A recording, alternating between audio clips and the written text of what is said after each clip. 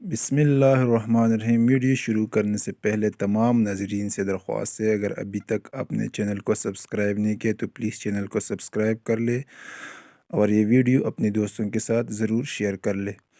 آج کا lecture binary to hexadecimal کے حوالے سے ہوگا، جس طرح ہمیں بائنری گیون ہے اور ریکوائرڈ ہیکسا ڈیسیمل ہے، تو اس کو کس طرح کر لیں گے۔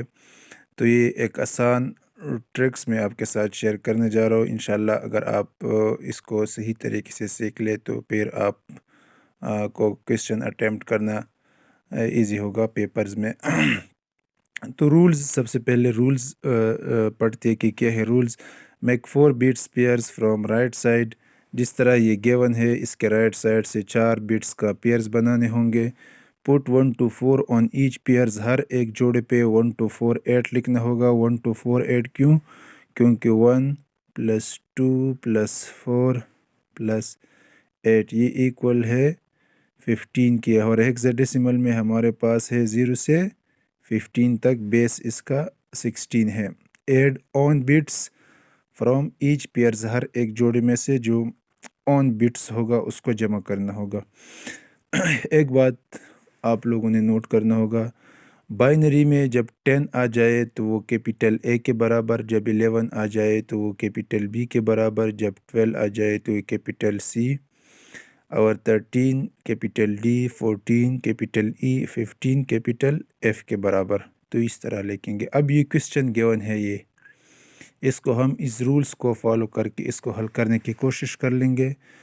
تو کویسچن کچھ اس طرح ہے، 1 1 0 1 1 1 1 0،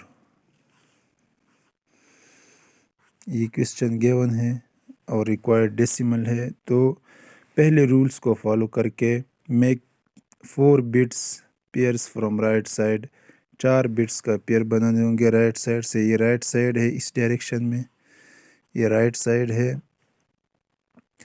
تو وہ 0 1 1 1 ایک پیئر، 0 1 1 1 ایک پیئر، 1 0 1 1 یہ دوسرا پیئر ہو گیا۔